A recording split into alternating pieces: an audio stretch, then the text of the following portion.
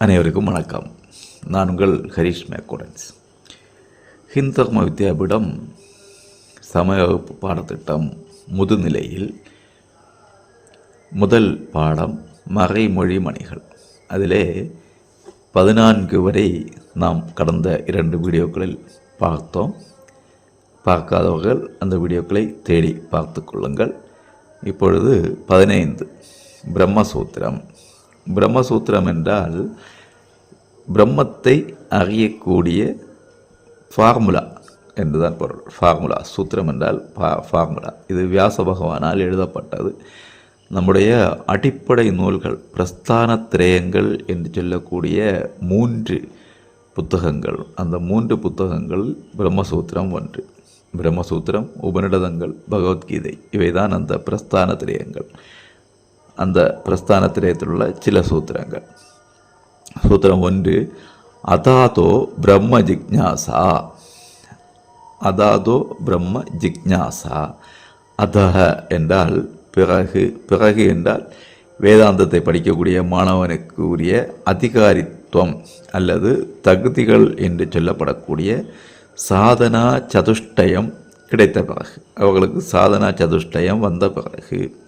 சாதனா சதுஷ்டயமா அது என்ன என்று கேட்டால், சாதனா சதுஷ்டயம் என்றால் விவேகம், வைராக்கியம், சம ஆதி, சட்க சம்பத்தி, முமுட்சுத்துவம். இந்த 4ம் தான் சாதனா சதுஷ்டயம்.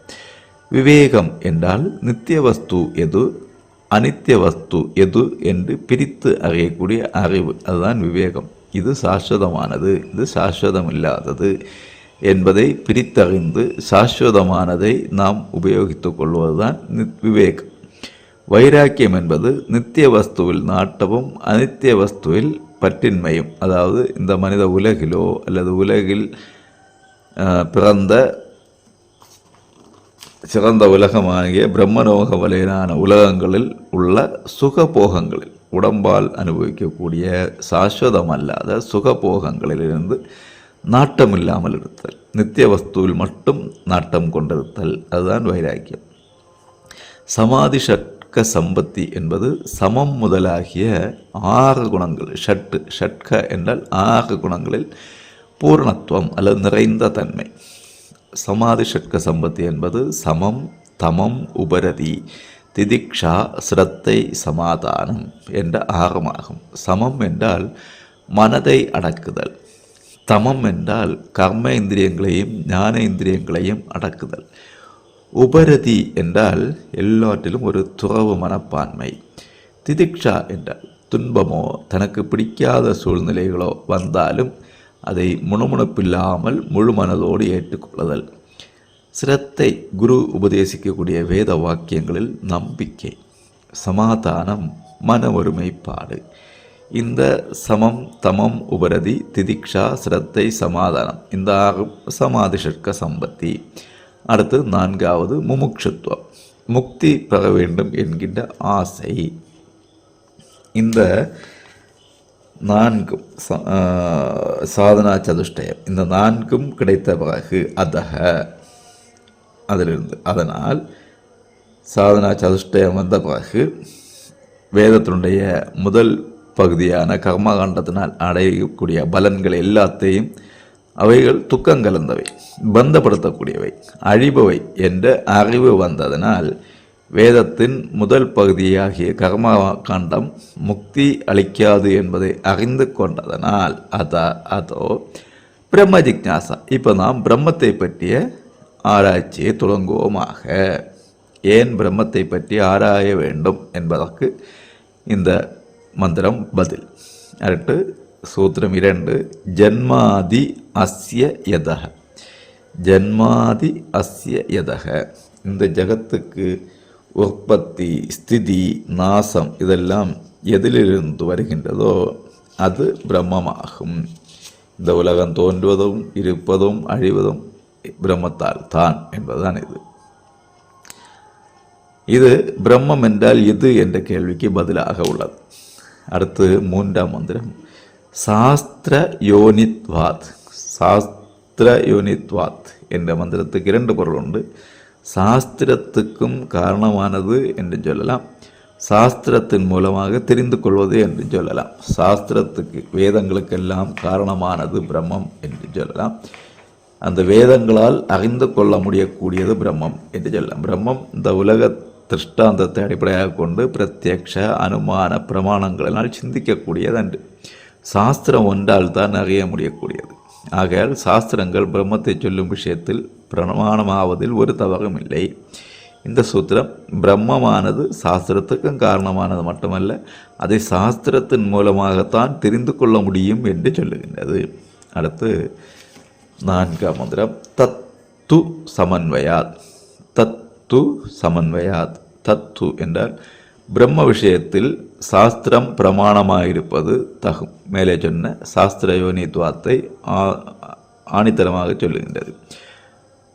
பிரம்ம விஷயத்தில் சாஸ்திரம் பிரமாணமாக இருப்பது தகும். ஏனென்றால் சாஸ்திரத்தினால் பிரம்மமானது புருஷார்த்தமாக நன்கு சொல்லப்பட்டுள்ளதால், புருஷார்த்தங்களை சொல்லக்கூடிய வேதம் மிகச்சிறந்த புருஷார்த்தமும் பேரானந்தத்தை அளிப்பதும் தானே ஆனந்த ஸ்வரூபமாயிருக்குமானால் உயிர்களுக்கெல்லாம் தந்தை, தாய், தனையன் முதலிய எல்லா உறவுகளுமாக இருக்குமானால் ஸ்வயம் பிரயோஜனமாக இருப்பதுமான பிரம்மத்தை அறிவிக்கக்கூடியதாகையால் பிரம்ம சாஸ்திரத்தை பிரமாணமாக கொண்டது என்பதை சென்ற சூத்திரத்தில் சொன்னது சரிதான்.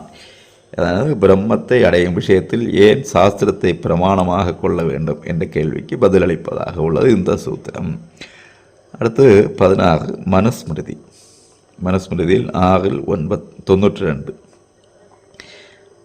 திருதி க்ஷமா தமஹ அஸ்தேயம் சௌச்சம் இந்திரிய நிகிரகம் தீ வித்யா சத்யம் அக்ரோதः தசகம் தர்மலக்ஷணம். திருதி க்ஷமா தம அஸ்தேயம் சௌச்சம் இந்திரிய நிகிரகம் தீ வித்யா சத்யம் அக்ரோதः தசகம் தர்மலக்ஷணம்.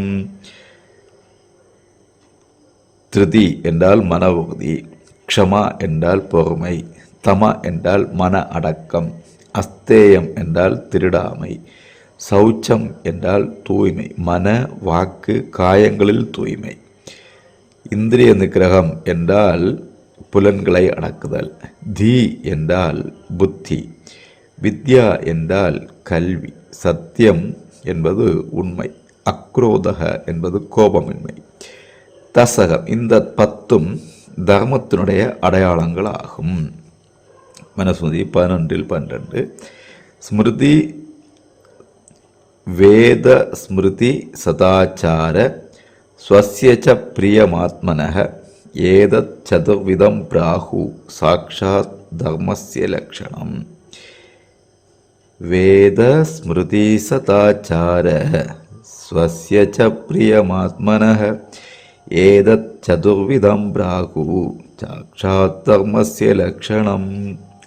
வேதங்கள், ஸ்மிருதிகள், வேதங்களை நினைவில் வைத்து எழுதப்பட்ட நூல்கள், சதாச்சார நல்லவர்களுடைய நலத்தை, ஆத்மன தனக்கு, ஸ்வஸ்யச பிரியம் இனிமையும் சந்தோஷத்தையும் தரக்கூடிய தன்னுடைய நன்னடத்தை, இந்த 4ம் தர்மத்தினுடைய இலக்கணங்கள் என்று சொல்லப்படுகின்றது. ஸ்ரீமத் பாகவதம் கோபிகா கீதம். பகவான் கிருஷ்ணனை புகழ்ந்து கோபிகைகள் பாடுவது. ந கலு கோபிகா நந்தனோ பவான் அகில தேகினாம் அந்தராத்மத்ரிக் விகன சாக்திதோ விஸ்வகுப்தயே சக உதயிவான் சாத்வதாம் குலே.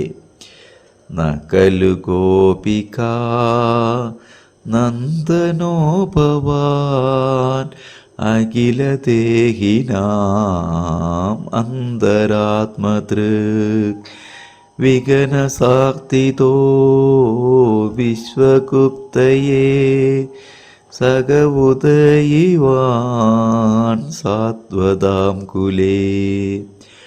பகவான் கிருஷ்ணா, நீ உண்மையில் இடையகுலத்திற்கு குழந்தை அல்ல. எல்லா உயிரினங்களும் உள்ளே உரைகின்ற அந்தராத்மா, வாசி, சர்வ சாட்சியாகிய பரமேஸ்வரன். இந்த உலகத்தை காக்கும் பொருட்டு முனிவர்கள் வேண்டிக் கொண்டதனால் நீ யாதவ குலத்தில் வந்து அவதரித்தாய், அவ்வளவுதான் என்கிறார்கள் கோபிகள். பாகவதத்தில் இன்னொரு கோபிகா கீதம். தத கதாமிருதம் தப்த ஜீவனம் கவி பிரீடிதம் கல்மஷாபகம் ஸ்ரவண மங்கலம் ஸ்ரீமதாததம் புவி கிருணந்திதே பூரிதா ஜனா. தவ கதாமிருதம் தப்த ஜீவனம் கவி பிரீடிதம் கல்மஷாபகம் ஸ்ரவணமங்கலம் ஸ்ரீமதாததம் புவி கிருணந்திதே பூரிதா ஜனா.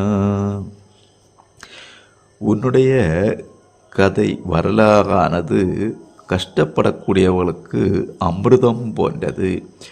புகழ்ந்து பாடக்கூடியவர்களுடைய கல்மஷம், அழுக்கு, பாவங்களை எல்லாம் அபகரிக்கக்கூடியது, போக்கக்கூடியது. கேட்பவர்களுக்கு மங்களத்தையும் செல்வத்தையும் தரக்கூடியது. பூமியில் உனது கதையை சொல்பவர்கள் ஆகிய அந்த ஜனங்கள் முழுமையானவர்கள், புண்ணியமானவர்கள் என்கின்றது. இப்படி இந்து தர்ம வித்யாபீடத்தினுடைய முதுநிலை பாடத்திட்டத்தில் முதல் பாடல் மந்திரங்கள், மறைமொழி மணிகள் நாம் பார்த்துவிட்டோம். 3 வீடியோவாக பார்த்திருக்கின்றோம். மாணவர்கள் அதை தேடி பிடித்து படித்து வாழ்க்கையிலும் பயன்படுங்கள், தேர்விலும் வெற்றி பெற்று வித்யாஜோதி பட்டம் பெறுங்கள் என்று வாழ்த்துகிறேன். வாழ்த்துக்கள். மகிழ்ச்சி. உங்கள் ஹரிஷ் மேக்கோடன்ஸ்.